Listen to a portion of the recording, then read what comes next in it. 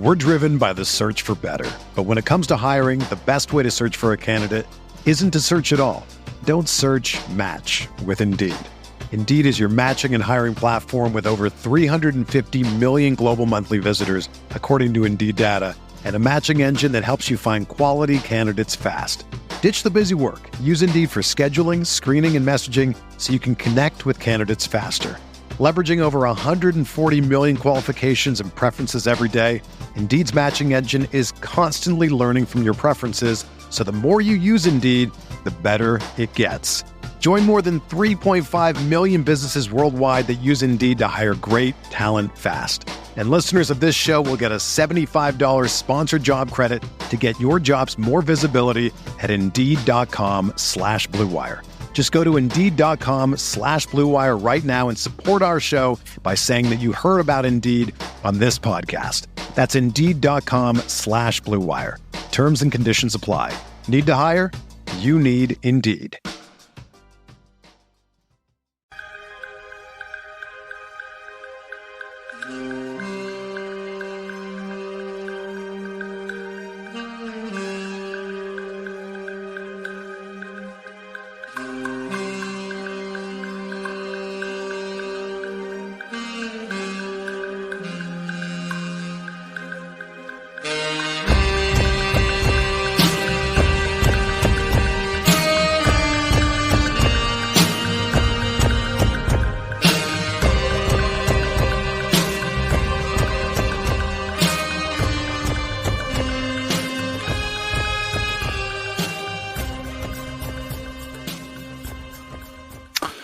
Hello, Mavs fans. Welcome to Pod Maverick After Dark. This is Kirk Henderson and Josh Bowe. We're recording live. It is almost 12:30 on Wednesday morning, April 24th.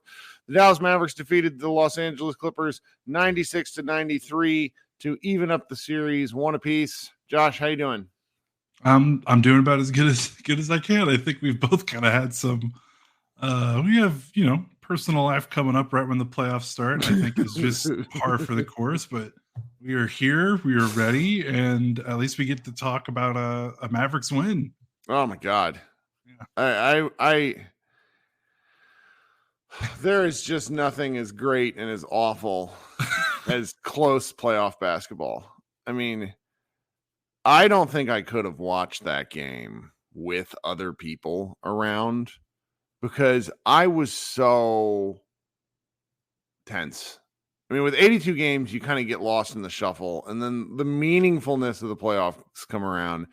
And, it was probably good you and I didn't talk on Monday, because that game was just so fucking stupid, where the Mavericks were not prepared, where, Luka and Kyrie were treating it like it was just some Sunday afternoon game to get started. And, we've talked about this. They during their win streak, they had a tendency to start the games farting around in the first quarter, only to clamp down and shut up the other team. That just never happened against the Clippers. And so to see them come out and play tonight, particularly with Kawhi Leonard getting injected back in the mix, and watch the team pull this out, because this was an awful basketball game, if we're being quite candid. Like it was 3 yards in a cloud of dust.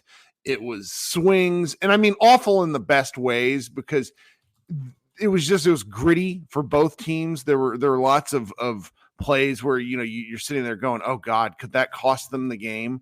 There's just no real way to explain it to a person who wasn't watching it live, just how gritty and how just fascinating a basketball game that this is, and I'm curious as to know where to start. I really need ESPN's garbage website to stop auto playing a fucking video every time I click onto their page. Anyways, where do you want to start, man? Where do you want to start? Because I'm all over the place in this one. Yeah, I mean, it was a crazy game. Do you want to talk about like the fourth quarter and what the Mavericks did, or kind of just because I know what my overarching theme from this game is, and I think these two games is, and it's the defense. Like the Mavericks defense is just, I don't know. I mean, it's as good. It's amazing. It's as good as the second half of the season was telling us, and you They played enough games that we assumed that this was as good, that this was enough data to tell us this is good defense. But you don't know until the playoffs, because playoff basketball is a different sport. Like, so you see what happens in game one, and I know people were really upset about the defense. I know that they didn't start off well defensively, but the Clippers didn't, they shot well from three, but they still didn't score in the paint. And the Mavericks defensive MO is, we're going to wall off the paint. You're not going to score at the paint. You're not going to score at the rim. We're going to give you some threes, but they're taking the bet that, you not being able to make any layups is going to outweigh any layups. Yeah. I am just befuddled because there were 3 Mavericks players near every rim attempt. I mean, guys that we have kind of been killing and been frustrated with for the better, like the rejuvenation of Maxi Kleber on defense, him playing sort of 4 and help side guy. Yeah, he did play a little bit small ball 5 tonight at times, but like he's been at his best as a disruptor force, being able to, kind of meet guys and help defense as opposed to being the last line of defense. The Derek Jones Jr. stuff at point of attack was truly incredible in some possessions tonight. PJ Washington, really, really fascinating defense. I mean, it's just that they're switchable. And then, it's like Luka Doncic playing lockdown defense on Kawhi Leonard on repeated possessions. Luka and Kyrie combined to have 5 stocks. Kyrie had 3 steals. Luka had a steal and a block. Like, they were as engaged and locked in defensively as they've been all season. And honestly, I think the defensive scorekeeping took some things away from Luka in the first quarter, because Luka played some incredible first quarter defense when the game was still really when we were just getting into the mix of how gross it was. So I have a lot of complaints about this game at the same time. Let's get to those later. But no, nothing in specific, but it's like, or nothing that like caused the game to but it's just that, like, you look at this box score and it doesn't really compute. They won the battle of the boards. Josh Green had 7 rebounds in 14 minutes. Like, what is happening there? Derek Lively, 9 rebounds. This is just a really, really impressive team defensive performance. I mean, Kleber with 6 rebounds is wild to me. That dude never rebounds the basketball, and he had some incredible clutch boards tonight. He had the game ceiling board, offensive board off a free throw. It was pretty good. Pretty good. Man. I mean, the story to me is the Clippers shot 13 of 28 in the restricted area in game 1, despite the fact that they won. Because, I was looking in game 1 and I was like, okay, they lost. Defensively, like, did they get away from what's worked for them, which has been, wall off the paint and we'll give up some threes. And the Clippers only won that game because they made, almost 50% of their threes. Outside of that, they didn't shoot the ball terribly well from any other spot on the floor. They still shot under 50% in the restricted area, which is, that's a good number for the Mavericks. That's a bad number for the Clippers. They shot 11 of 20 from the restricted area tonight, 55%, which is still way, way below league average. So we're through 2 games and the Clippers are basically shooting like 50% at the rim. That's not good for the Clippers. That's great for the Mavericks. And I know that the Clippers don't rely on a ton of paint points to do what they need to do. They rely on the 3 ball, but the 3 ball is variable. Like, we know that. Like, it kind of can come and go. So if the Mavericks keep denying easy paint points like they've had through 2 games, I just like their chances. Like, I know the Clippers shoot a ton of jumpers. I know that they're comfortable in the mid-range. I know that they're comfortable in some of the areas that the Mavericks are okay giving up. But, like, it's just so, like, you can't be that bad at the rim and still consistently win these games. So, like, unless the Clippers keep shooting kind of like what they shot in game 1 from 3, which I just don't know if it's sustainable, especially if Kawhi Leonard is going to look like this. I don't know. We've watched the Mavericks defense in the playoffs for a couple years now, and outside of the 2022 year, those first 2 years against the Clippers, like, it really felt like smoke and mirrors. Like, they were really trying to junk up the game, just to have a chance. It didn't feel real. This is real. Like, I'm looking through their lineup and the players that they're playing. Like, where are the weak links defensively if Kyrie and Luka are going to lock in like they did tonight? Because PJ Washington and Derek Jones Jr. have been great. Gafford didn't play a lot, and that might be something we can talk about later. But Kleba, Lively, those guys have been like, there's not a lot of exploitable areas like this team used to have before the trade deadline and in previous seasons. So I don't know. Like, this could have been, if the Mavericks just kind of had their heads on straight to start the playoffs, this could have been a 2-0, series lead for the Mavericks. So I don't know. They've looked like the most impressive team in this series so far. You didn't suffer in real time through game one. Right. Like game one. I might have thought differently if I watched it live. So my 8-year-old son is watching the game with me, and like, I love him to pieces, but he has a tendency to fill the space with talking. And so he'll be like, "Daddy, who's the Mavericks' best player?" Like, as the Mavericks score 8 points in the second quarter, and my wife was like getting furious with me during that game because I was just so testy. It's just so wild because I would like to talk about the offense, but I think like the offense by and large comes down into and I think we sort of need to discuss that as a whole, because outside of and yes, obviously the Mavericks scored 96 points. Kyrie and Luka combined for 55. I want to circle, like, not all of it was gross, but enough of it was gross to where I kind of feel like that's like the Mavericks just hitting shots is going to become a thing that we talk about here in kind of the second half of the podcast, where we're talking about what they need to continue to work on.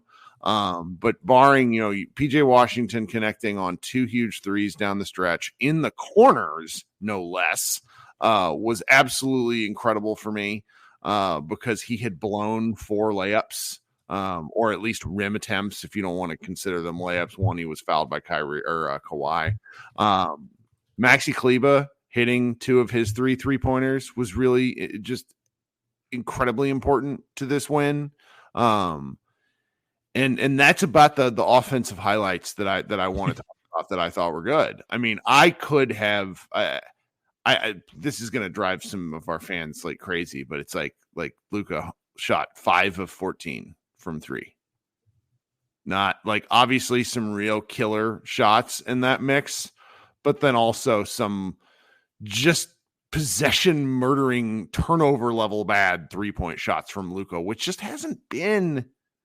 He's been good from 3. Yeah, he's been so good from 3, and the threes he's taking are good. They just haven't been going down. Do you know what I mean? Yeah, for sure. And it's going to be tough for them to sustain offense if he's not making threes, just with the way the Clippers are going to guard them and with the way the Mavericks kind of have to play with the lineups they're playing, because this isn't a team that plays a bunch of floor spacers like they did in the previous years. Like, PJ Washington made his threes, but I think the Clippers are still okay with him taking shots. Derek Jones Jr. was 0 for 1 from 3.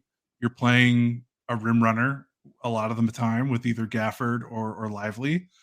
And then, Josh Green was 0 for 2. Exum only played 6 minutes. They don't have a ton of shooters on the floor, especially Tim Hardaway Jr. getting hurt in the first half. He only played 6 minutes. So they're going to, teams are going to dare these other guys to shoot a lot more than maybe teams would have dared the Mavericks to shoot in the past. So Luka's going to have to take some of these threes that you might wince at and be like, oh, I don't know. But it's because, you'd almost rather Luka take that than Derek Jones Jr. take a wide open one from above the wing or something like that. So the floor isn't perfectly spaced for him, like I think it was maybe some of the earlier series when the Mavericks had more and more capable shooters. But I mean, the compensation for that is they seem to have the most legitimate defense they've had in a while. And I might even, put that above the 2022 team, which was also really good defensively. Like, just, I don't know, it just feels more real. But offensively, like, I thought they tried a couple of different things a little bit better, because we talked about this before. And we talked about this in Slack. Like, the main thing was the Clippers were like, okay, we're going to let Kyrie and Luka score. They did the thing that happened, that teams did coming out of the All-Star break when the Mavericks lost 5 of 6, where we're going to let Luka and Kyrie get their points and we're going to guard everyone else straight up, because, we don't think Derek Jones Jr. can score on us if we give him an advantage, or we don't think Kleba can score on us unless we, send two and give him a wide open shot. So we're going to let Luka and Kyrie work one-on-one, and these other guys aren't going to score. And that kind of was working for most of the game. And then the Clippers started sending two at Luka. Kleba got a couple open threes. PJ got a couple open threes, and it's like, oh, all right, I guess they're gonna start doing that. It was kind of bizarre, but for the most part, if the Clippers are going to guard you one-on-one and not give these role players space, you got to try to drum up some off-ball stuff. I thought they did some okay things early to try that. Like Jones was 4 of 6. I think he attacked some closeouts pretty well. But otherwise, they might have to win these games ugly. Winning ugly. Okay, we're at about the halfway point in the show here. I'm going to take a moment. Those of you who are here, if you could do, watching the show live, if you could do me a favor, if you could hit the like button on the stream, that'd be really something I'd appreciate. If you would consider subscribing while you're down there, that'd be great. We've gotten some tips already during the show. If that's something you are at all interested in, Josh and I are very grateful. We got Master Fame saying, let's go. We're back up. Our defense is stout. Luka really hasn't played his best, and the Clippers should be worried. PJ Washington won the game with his corner threes. Let's defend home court. Mavs in 5. We got Albert shouting us out, saying too many players with 0 points. All the Clippers scored. Albert, you're not wrong. Juan saying daycare is expensive. Go Mavs. We want to thank you guys for doing that. Those tips and that sort of thing are always very appreciative. Josh and I are grateful. While you're, if you're watching the show a little bit later on a watching the video stream at a later date, because it is nearly 1 a.m, leave us a comment on the video. I read all those. I don't always have the time to respond to them, but I'm doing my best. Everybody listening on the audio stream, if you would consider subscribing, leaving a review, we're very appreciative. Shout out to Bobby for a quick tip there. Very, very appreciative of that, Bobby Chapman. And now we're going to insert some audio ads, and we will be right back. Thanks to those of you who are hanging out. Football season may be over, but the action on the floor is heating up. Whether it's tournament season or the fight for playoff home court, there's no shortage of high-stakes basketball moments this time of year. Get in on the excitement with Prize Picks, America's #1 fantasy sports app, where you can turn your hoops knowledge into serious cash. You can now win up to 100 times your money on Prize Picks with as little as 4 correct picks. You can turn $10 into $1,000 with NBA, NHL, and college basketball entries today on Prize Picks. Prize Picks even offers injury insurance so that your entries stay in play even if one of your players gets injured. This week on Prize Picks, I'm selecting Giannis Antetokounmpo for more than 32.5 points and LeBron James for more than 8.5 assists. Download the app today and use code BLUEWIRE for a first deposit match up to $100. That's code BLUEWIRE on the Prize Picks app for a first deposit match up to $100. Pick more, pick less. It's that easy with Prize Picks. Craig is usually a fan of water cooler talk, but it's draft season, and that's all anyone wants to talk about. The Athletic has loads of articles about this year's draft, but Greg doesn't have The Athletic. So now he's filling up his water bottle in the bathroom sink, which, to remind you, is the sink people use after they use the bathroom.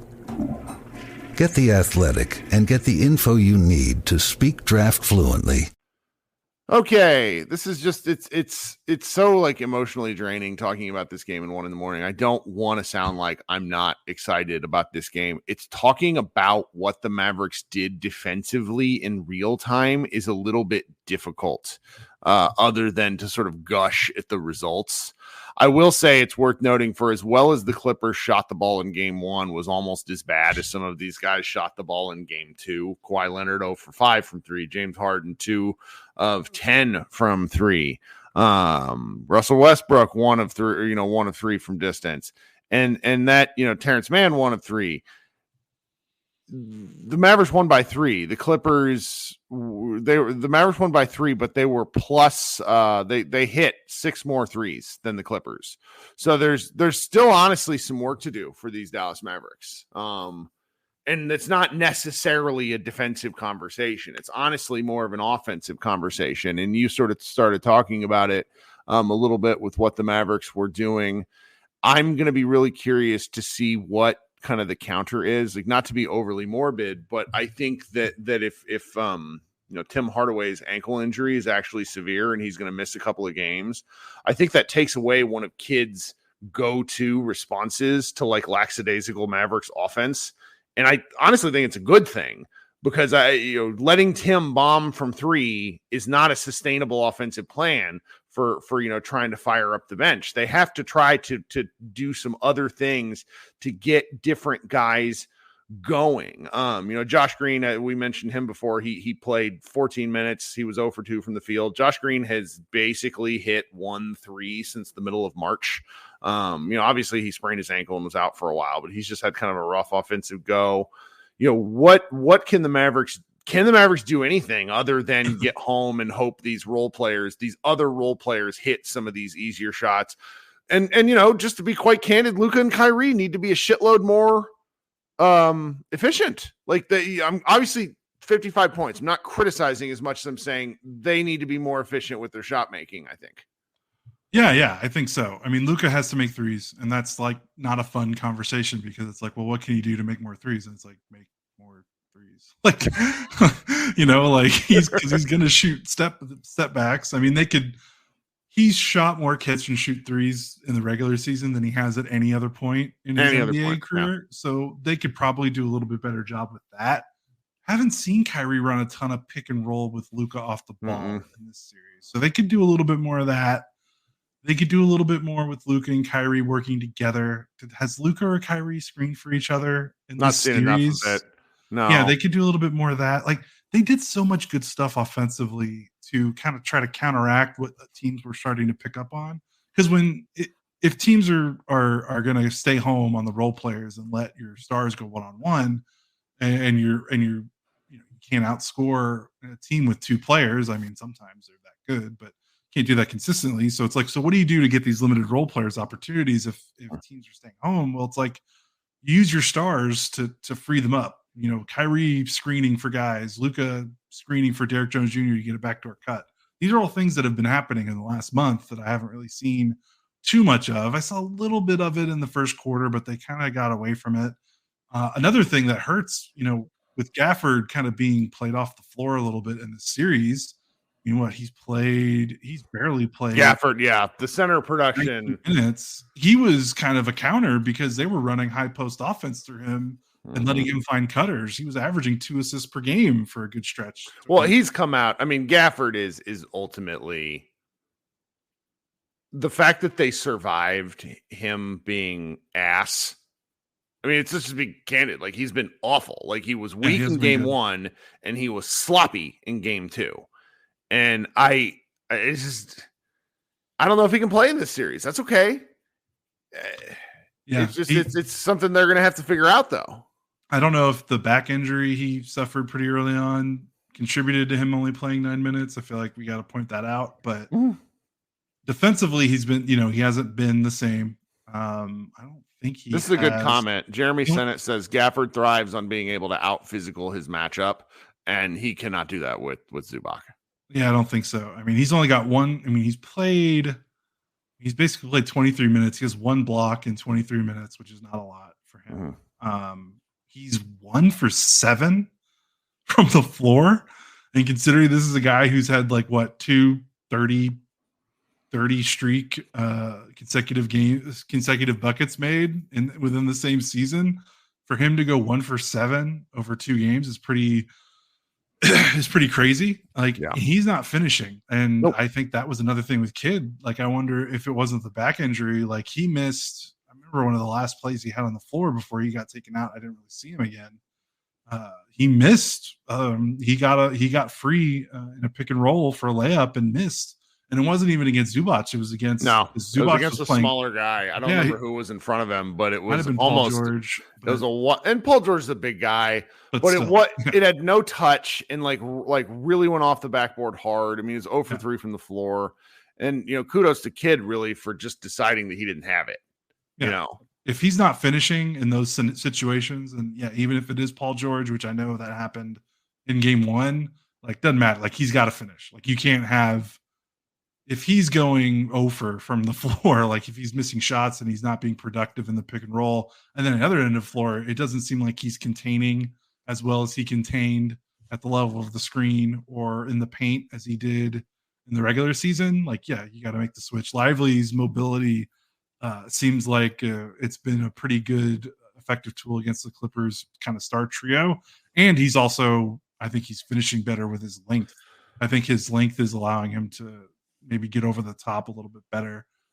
But yeah, like, but the thing with Lively is they weren't running that high post offense stuff with Lively. They were doing that with Gafford. So if Gafford's not on the floor, that takes away one of those counters we've been talking about that could maybe help. So if you're doing more Lively, you might have to try to think of something else. I think you need to run Kyrie off some more off ball stuff because I think he's actually been shooting the ball pretty well. Yeah, in this series. Three for sure. He's going to get some of these crazier shots that he takes to fall given enough time. I thought he got fouled a couple of times and just didn't get calls tonight. Gonzalo asking the chat, something is wrong with Lively too, and I think that's probably in reference to the lack of like pick and roll stuff with Luka and Lively. Honestly, my take is what's happening there is like the Clippers are one of these teams that are uniquely suited to guarding the Mavs pick and roll, because if Luka and Lively are diving down the lane, there's somebody on the weak side, usually a lengthier defender, that is able to both kind of bump Lively and provide help there on the alley-oop, while also kind of teasing Luka into throwing the, basically the pass, the kick out to the far corner. Mm-hmm. And the Clippers have taken it away from Luka a couple of times in this series. It happened a lot the other night where Luka even like passed one directly to Zubac.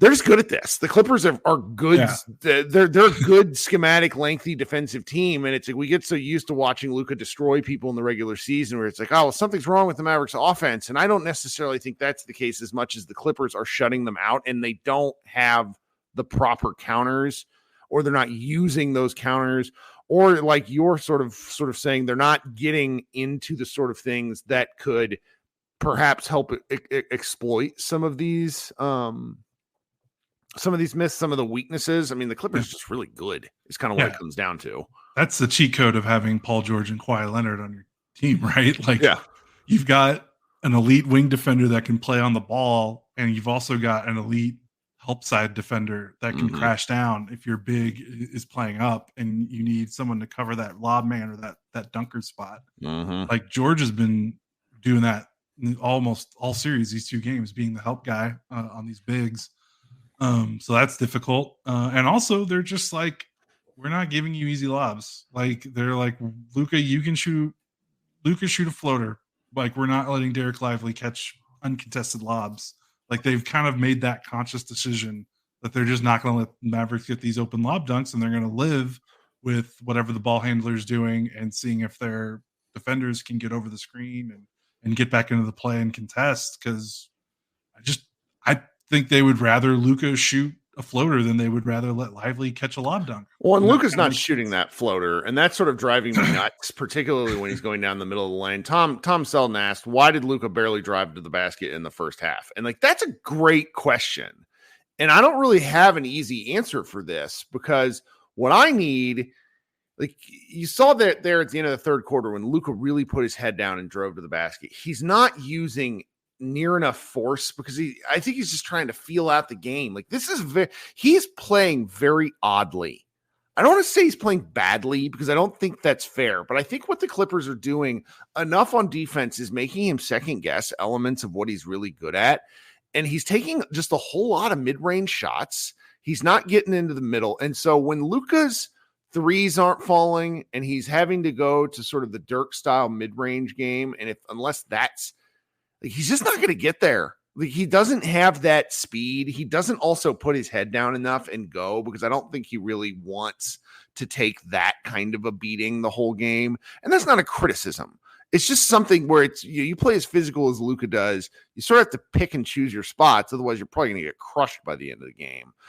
Salam says the Clippers are not falling for the pump fakes. That's what I mean. Like, we're talking about how well the Clippers are doing defensively on the Mavericks, because they're just, we've seen this for the previous two playoff matchups. They're just very good at this sort of thing. And what, I sort of wonder, there's likelihood is like there's just going to be a Luka game when he comes out and hits 4 of his first 5 threes, and that effectively breaks what the Clippers want to do the rest of the game. Because when you come out and you miss for like 4 of your first 5, which I think he definitely did in game 1, and I think tonight he missed his first 3. The Clippers just going to give that to you until you really make them pay. Right. So, and then he made them pay in the clutch with that last one. So that's kind of how it works. Yeah, he was 2 of 6 in the paint outside of the restricted area. So, like, yeah, he hasn't, that floater range shot, which he's normally shooting like 47, close to 50% on those shots. And now he's shooting under 50, like almost under 40. Like, that's a big deal because that's what the Clippers are kind of giving him outside of the threes. So if he's not making threes, he's not making those shots in the paint, kind of is making it tough on him. I just don't know where else he's going to get those shots because he's getting to the rim at a career low rate, by the way, in the regular season. So he's not going to live at the rim like he did in 2020. Like, he's just a different version of Luka and a different version of this Mavericks team because it's hard for him to live at the rim because, the Mavericks are playing like 3 non-shooters a lot of the time. So there's not a lot to go on. So, there's going to be – I just think the offensive breakout will come, but it's going to come from the Mavericks actually connecting on shots in the first quarter. Yeah, for sure. For sure. So, again, this is just looking at what they can do differently. Obviously, that fourth quarter is huge. They scored 31 points. And they hit 42% of their threes with Luka going 5 of 14. So, yeah. They got the role players involved. That's pretty amazing in and of itself. I think we're kind of close to wrapping up, and then I'll kick over to the secondary live show. I just sort of want to reiterate how cool I thought it was that PJ Washington rebounded from. He did not have a good, PJ Washington was having a horrible offensive game. Then he connects on 2 threes, which really helped seal the game. And then a pair of free throws. That was awesome. I was just really his sort of ability to shake off some of the funk that happens with his game is pretty impressive. I'm used to 15 points in the second half. Yeah. That's really something, man. That's really is pretty impressive. And some of those misses, I was like, uh-oh. Like, he missed that alley-oop. Do you remember the alley-oop he missed layup that was wait, why didn't you dunk it? That's one of those where I keep making the joke that he needs glasses. He was at the rim and he shot the ball that way. It was he nearly airballed an oop layup. It was a riot. So bouncing back from those kind of fuck ups, a lot of guys don't do that. We watched. It took Dorian 3 years to really to shake off bad play and then just bust through it. And obviously these are different players, different skill sets, but it's nice to watch. That's all. And by the way, while he's recovering from that and having a really great offensive second half, he's, Kawhi Leonard has 15 points on 17 shots. James Harden has 22 points on 14 shots. Only 6 of 14 shooting. He was everywhere. His defense, that's what's been pretty remarkable about him. His offense does not swing his defense. And we've seen a lot of different Mavericks role players where it feels like they can only guard when they're making shots. And that doesn't seem to bother him because he's definitely had some games where he's not making shots, but his defense, his defense is so steady from opening tip to the end of the game. I'm a big fan. Big fan. Okay. Nearly 1 a.m. I think I'm going to kick over to the secondary live show. Those of you who are in here hanging out, I'm going to let Josh go do something else for the night. Probably do some editing. And then those of you who want to come talk basketball with me, we'll stay up maybe for another hour here. I'm awake. I don't want to be awake, but I'm kind of the post adrenaline rush. It's not like I'd be able to sleep anyways. So we got 2 days until the Friday game. Maybe you and I will hop back in here. Maybe I'll try to see if anybody else out there in NBA world wants to talk a little basketball with me. But I'll be right back, and we will do our secondary live show. Those of you listening on the audio stream, look for the Mavs Party to be posted to your feed at some point on Wednesday afternoon. Thanks so much for hanging out, Josh. We will talk soon, and go Mavs.